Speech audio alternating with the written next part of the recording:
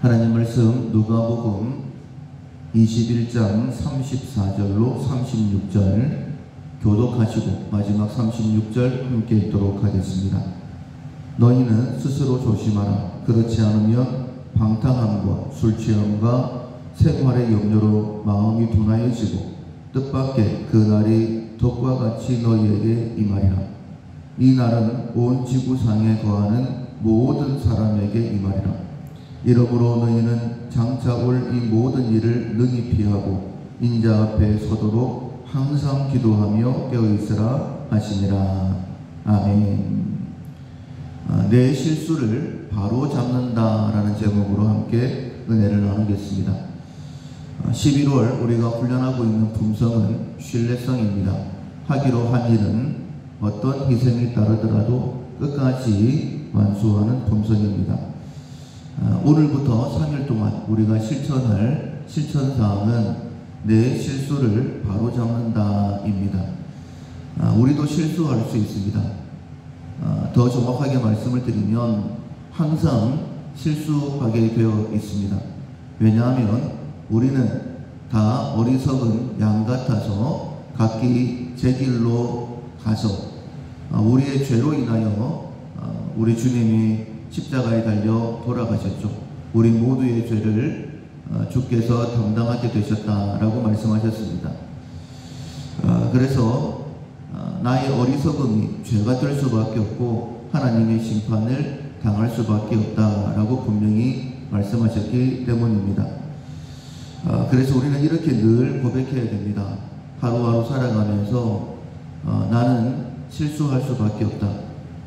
내 생각은 어려서부터 항상 악할 수밖에 없다. 그래서 예수님이 이 땅에 오셨고 나의 삶을 말씀으로 인도하신다라는 그런 고백이 우리 가운데 있어야지만이 실수를 할 때에 하나님의 말씀 앞에서 자신의 실수를 깨달을 수 있고 그리고 바르게 고쳐서 바른 길을 갈 수 있게 되는 것입니다. 그리고 하나님께서 특별히 우리를 깨닫게 하실 때가 있습니다. 그럴 때에는 자신의 잘못을 인정하고 돌이켜야 되는 것이죠. 그것을 한마디로 회개다라고 그렇게 말씀하신 거예요. 내가 잘못했구나. 그리고 생활을 바꾸는 것.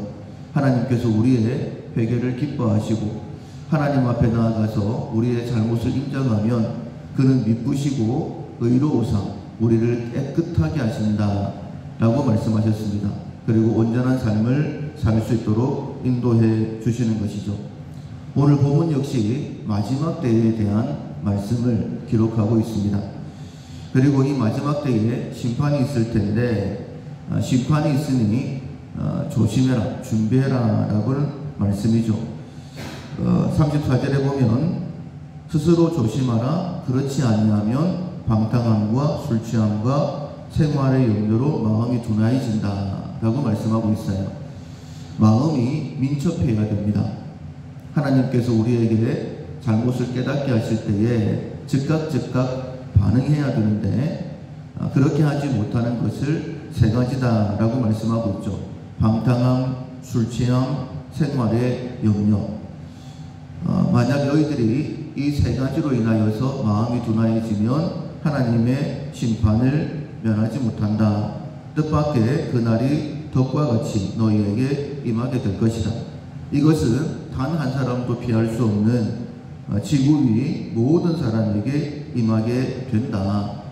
36절에 이러므로 너희는 장차 올 이 모든 일을 능히 피하고 인자 앞에 서도록 항상 기도하며 깨어있으라 라고 말씀을 하십니다. 마음이 민첩하기 위하여 그리고 항상 깨어있기 위하여 첫 번째로 말씀하시는 것이 방탕함, 술취함, 생활의 염려에서 벗어나야 된다라고 말씀을 하십니다. 방탕이라는 것은 바르게 살지 못하는 것입니다. 그리고 생활의 염려는 무엇을 먹을까, 무엇을 마실까, 무엇을 입을까 염려하는 것이다 라고 말씀하고 있습니다. 이 두 가지는 우리가 충분히 이해하겠는데 술취함에 대해서 말씀하고 있어요. 이스라엘 백성들은 그 땅이 물이 좋지 않기 때문에 포도주를 마시죠. 그래서 간혹 그들 가운데에 포도주와 독주로 인하여서 술에 취해서 자기 몸도 가누지 못하는 그런 사람들이 있었기 때문에 이 말씀을 주셨을 것입니다. 근데 현대 특별히 한국의 기독교인들은 술 취한 사람들이 거의 없죠. 그런데도 불구하고 이 술 취함을 특별히 말씀하신 이유는 무엇일까? 특별히 우리에게 그것은 술 취함으로 인하여서 정한 것과 부정한 것을 구분하지 못하기 때문이다 라고 그렇게 말씀하고 있어요. 꼭 술 취하지 않았다 할지라도 만약 내 생각, 내 고집에 붙잡혀서 정한 것과 정하지 못한 것, 부정한 것을 구분하지 못하게 되어지면 우리의 마음이 둔화해지는 것이죠. 그로 인하여 하나님의 심판을 면할 수 없게 되는 것입니다. 레위기 10장에 보면 하나님께서 제사장을 어떻게 세울 것이며 그리고 그 직무가 무엇인지에 대하여 말씀하고 있습니다. 레위기서 자체가 하나님과의 관계 회복을 위해서 우리의 죄 문제를 어떻게 할 것인가 제사에 대하여 많이 말씀하고 있죠.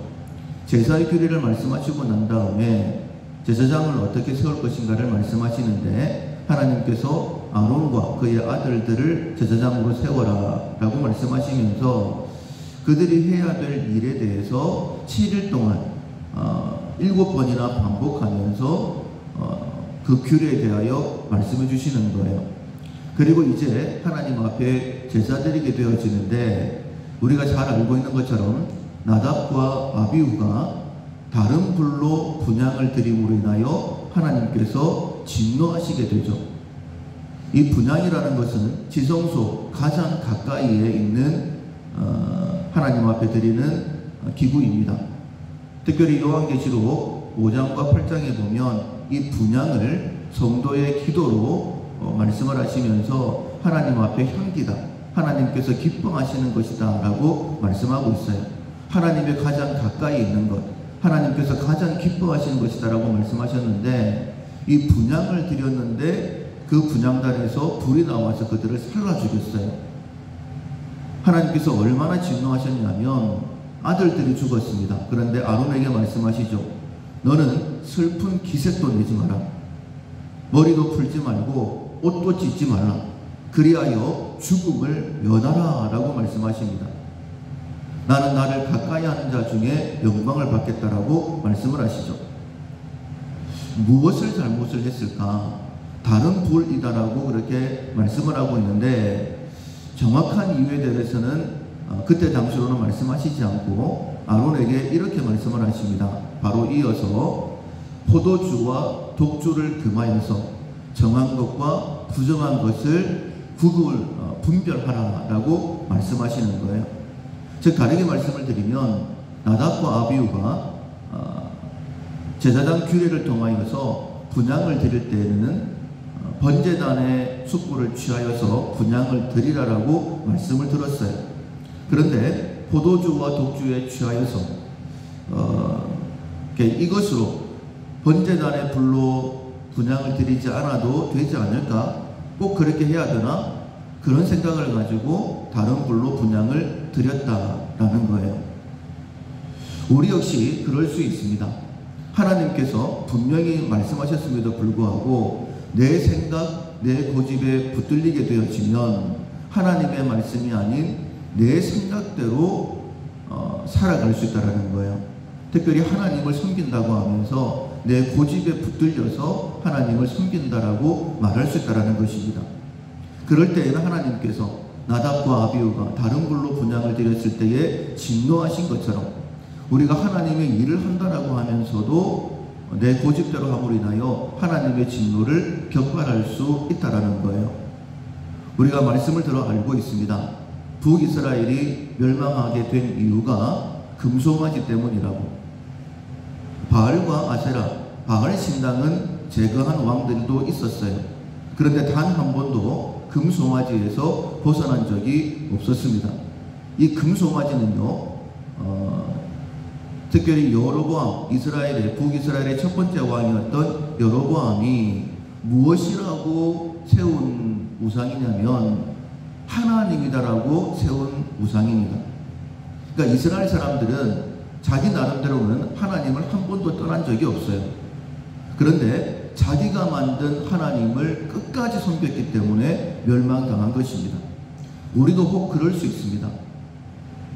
나는 잘하고 있다라고 생각이 되어지는데 마치 나답과 아비후가 하나님께서 명하시지 아니한 다른 불로 하나님을 섬겼기 때문에 분향단의 불로 하나님께서 그들을 심판하신 것처럼 북이스라엘이 나름대로 하나님을 섬긴다라고 했는데 그 금송아지로 인하여서 멸망당했던 것처럼 하나님께서 우리에게 이것이다라고 말씀하심에도 불구하고 내 고집으로 인하여서 하나님의 진노를 자초할 수 있다라는 거예요.